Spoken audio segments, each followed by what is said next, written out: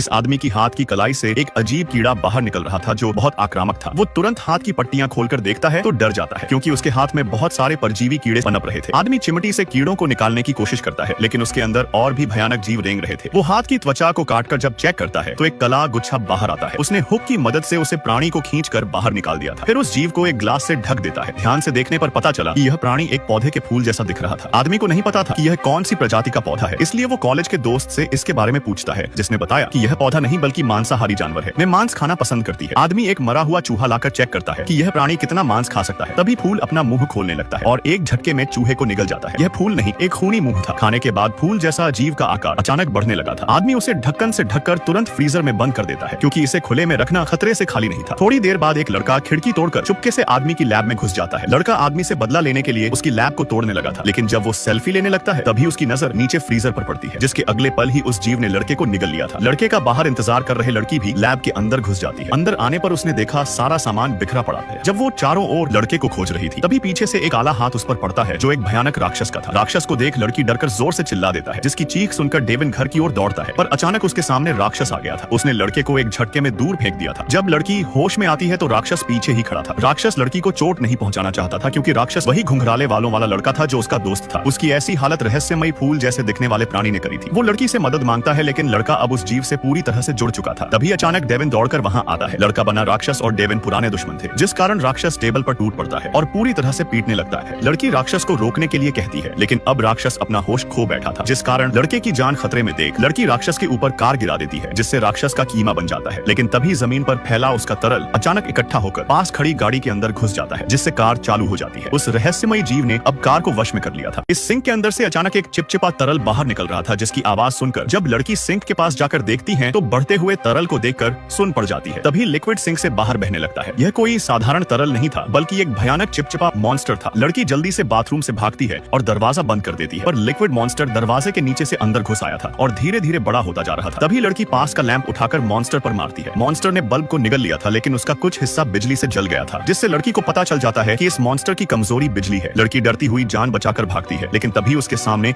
एक और बड़ा चिपचिपा मॉन्स्टर दिखाई देता है। वो तुरंत बैग से स्टन गन निकालती है और मॉन्स्टर को बिजली के झटके देते हुए धीरे धीरे पीछे हटने लगती है। लड़की की यह तरकीब काम आ गई थी, पर मॉन्स्टर बहुत बड़ा था। जब लड़की कमरे से निकलकर लिफ्ट के पास आती है तभी मॉन्स्टर दरवाजा की दरारों से बाहर आने लगता है। मॉन्स्टर ने उसे लिफ्ट में देख लिया था लेकिन आखिरी पल में लिफ्ट का दरवाजा बंद हो जाता है, जिसके बाद लड़की को लगा कि अब वो सुरक्षित है। लेकिन तभी अचानक लिफ्ट हिलने लगी थी। मॉन्स्टर लिफ्ट के ऊपर चढ़ गया था। मॉन्स्टर लड़की को खाना चाहता था लेकिन तभी लिफ्ट तेजी से नीचे जाकर 7वीं मंजिल पर रुक जाती है, लेकिन दरवाजा जाम हो चुका था और मॉन्स्टर धीरे धीरे अंदर आने लगा था। बचने का अब कोई रास्ता नहीं बचा था। लड़की कोने में